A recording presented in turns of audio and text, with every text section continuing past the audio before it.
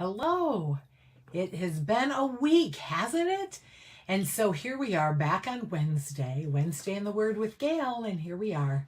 Today we're going to jump into Ezekiel, and the content we're going to talk about today is one of my favorites. And if you know me at all, you know that this topic is near and dear to my heart. So let's jump in. We're looking at Ezekiel 20:20 today. So let's take a read. It says, "Keep my Sabbaths holy, that they may be a sign between us. Then you will know that I am the Lord your God." Keep my Sabbaths holy. Holy, that's a word that means set apart. It's different. It's like if you were, and people in the Michigan area will understand it, but apply it to your place. If you were going to a Michigan football game and you were a Michigan State fan and you wore your Michigan State apparel, you are set apart. You are not like everyone else around you. You are different. You are set apart. And intentionally, you're supposed to look different. I won't even go into Michigan State because we're Notre Dame fans in our house. But I think you got the idea. Holy means set apart.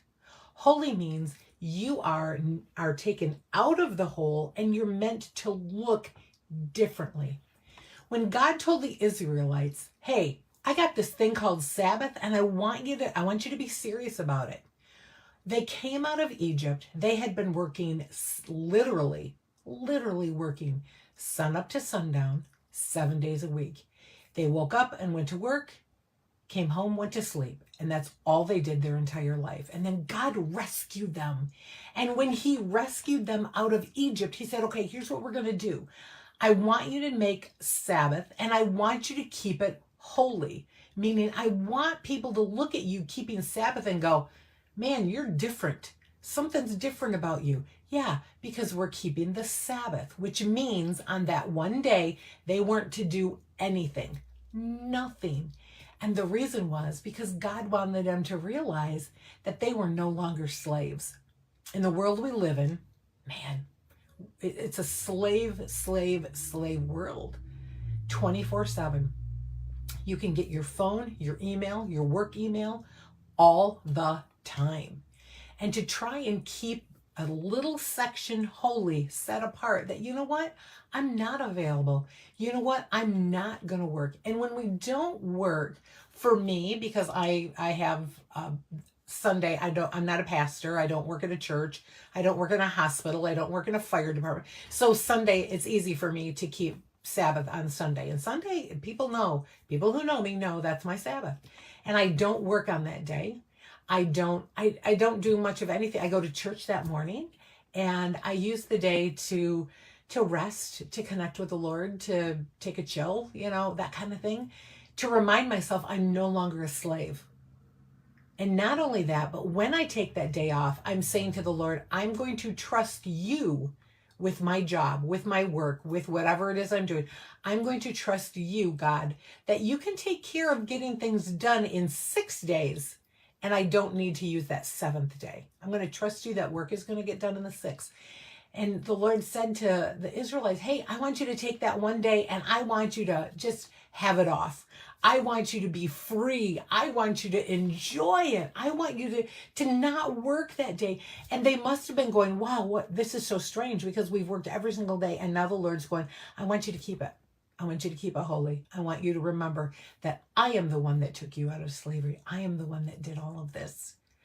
Sabbath, it's a beautiful thing. It's a beautiful thing to take that day, to take the day off, to rest, refresh, to connect with family, connect with friends, connect with the Lord, connect with your own soul, whatever it is that you need to do on the Sabbath to keep it holy, go for it.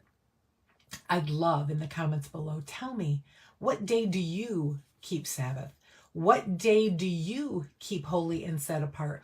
What do you do on your Sabbath to set yourself apart, to rest, to reflect, connect with the Lord? I would love to hear about you and your Sabbath. And if you're going, oh man, Gail, Sabbath, I don't even know what that is, then let me help you start. And let me invite you to Unveiled, April 25 to 28. This is going to be a time of Sabbath, a time of setting apart, a part of taking you out of your normal world and putting you somewhere else to connect with the Lord. We would love to have you join us. We're still taking reservations almost up to the date of Unveiled. So if you can get registered before Easter, that'd be awesome.